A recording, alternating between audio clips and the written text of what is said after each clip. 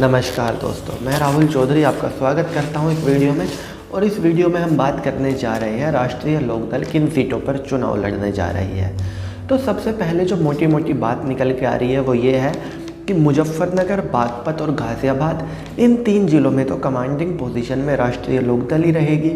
गाज़ियाबाद की 5 में से 3 सीटों पर आरएलडी लड़ेगी, बागपत की सभी सीटों पर आरएलडी लड़ेगी और मुजफ्फरनगर की भी 5 सीटें आरएलडी अपने पास रखेगी। हालांकि चरथावल सीट, जिसको आरएलडी हर कीमत पर चाहती थी, वो शायद समाजवादी पार्टी के पास रहेगी। तो सबसे पहले हम बागपत से स्टार्ट करते हैं, कौन सी सीटें आरएलडी के पास रहेगी। बागपत में बागपत, बड़ौत और छपरौली, ये 3 सीटें आरएलडी के पास रहेगी और यहाँ से आरएलडी अपना उम्मीदवार उतारेगी। अब बढ़ते हैं बागपत के बाद गाज़ियाबाद की तरफ। गाज़ियाबाद में 5 विधानसभा सीटें हैं, इसमें 3 सीटों पर आरएलडी अपना उम्मीदवार उतारेगी। मोदीनगर, मुरादनगर, लोनी, इन 3 सीटों पर आरएलडी का उम्मीदवार होगा। और इनमें से 2 सीटों पर तो मैं आपको उम्मीदवार भी बता सकता हूँ। मोदीनगर में तो 100% पंडित सुदेश शर्मा को टिकट देगी और लोनी में शायद मदन भैया को टिकट दे आरएलडी।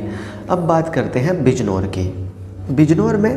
बिजनौर सदर और नहटौर, ये 2 विधानसभा सीटें आरएलडी के खाते में जा रही हैं। इस तरह की रिपोर्ट बाहर आ रही है कि बिजनौर की 2 सीटें, बिजनौर सदर और नहटौर, आरएलडी के पास गई हैं। अब चलते हैं सहारनपुर की तरफ। सहारनपुर में भी अच्छी सीटें हैं तो जो आरएलडी के खाते में जाती दिख रही हैं, देवबंद और रामपुर मनिहारन, ये 2 सीटें गठबंधन में आरएलडी इन पर अपना उम्मीदवार उतारेगी।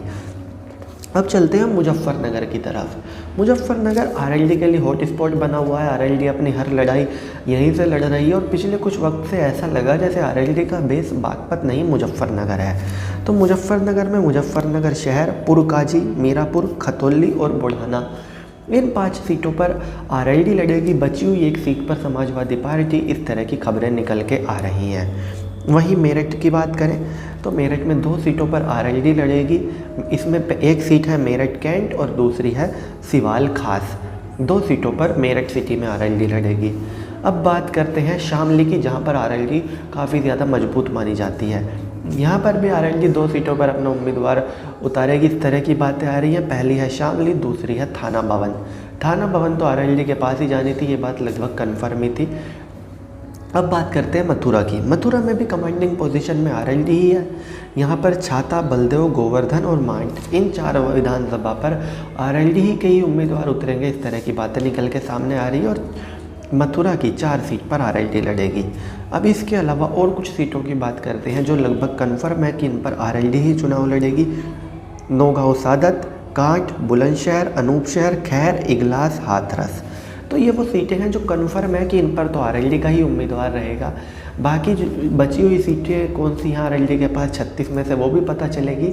वहीं अवध की 4 सीटें आरएलडी ने मांगी हैं, 40 सीटों की मांग है और गठबंधन तो मान लिया है एसपी ने और आरएलडी ने। अभी 36 सीटों पर गठबंधन फाइनल हो गया है, लेकिन समाजवादी पार्टी विचार कर रही है आरएलडी की मांग पर कि अवध में 4 सीटें चाहिए।